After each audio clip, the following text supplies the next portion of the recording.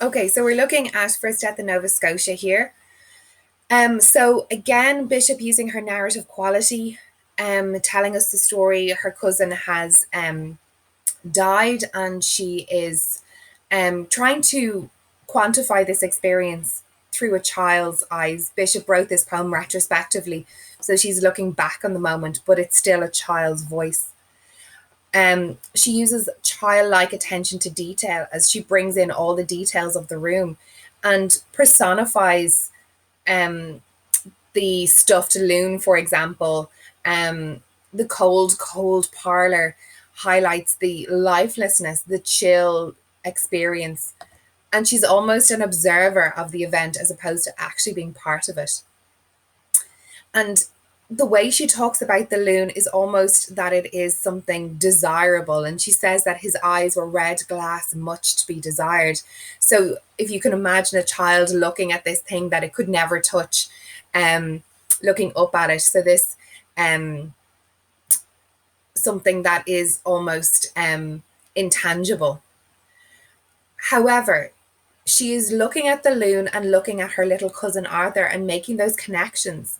Um, does she think that silence is death? That the loon hadn't said a word since Uncle Arthur put a bullet into him, and Arthur now was also silent and also quiet, little Arthur. So, um, the child tries to deal with these big abstract images of death and forever, and really sort of struggles with that and uses things that she can identify and tries to draw from that. So it's a childlike reaction to that complex issue of death as she tries to contextualize it using things that she understands or things that she knows. Um, and because her cousin is also a child, it's troubling for her to see um, someone like herself in this situation. The loon she has seen all the time, but she isn't a loon, but she is a child, and so is little Arthur. So she's really struggling with that.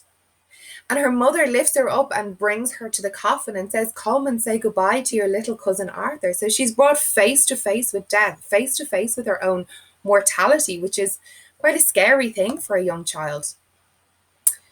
But she's continuing to draw on familiar images, things that she understands. Arthur is a little white doll, and Jack Frost has painted him. All of these childlike images and stories that she tries to piece together what death finally means, and finally being the key word. Is it something similar to hibernation or suspended animation? She doesn't fully understand, and the idea of putting forever in brackets sort of highlights that there is an inability within her to fully comprehend what forever means. Um, but then she uses an almost fairy tale fantasy like story that the royal couple from the chromographs, are going to take Arthur to be the smallest page at court. And then she's troubled then, but how can he go with his eyes shut up so tight and the roads deep in snow? So she questions us at the end, like, how can that happen? What does that mean? So the child's mind pendulums back and forth between knowing and not knowing, understanding and not understanding. So she's desperate to understand the complexity of death and what the afterlife means, and what all of this cold parlor, this Jack Frost painting the little white doll, his coffin is like a little frosted cake.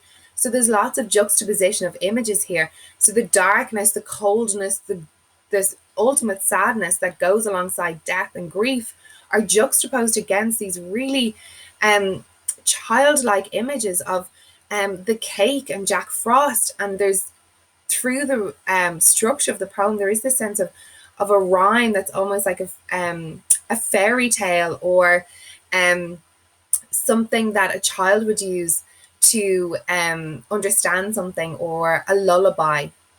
And think back to Boland and how she talks about rhyme and reason to protect children. So that's almost what this poem has been created for, to help her understand the ultimate meaning of what forever and death means.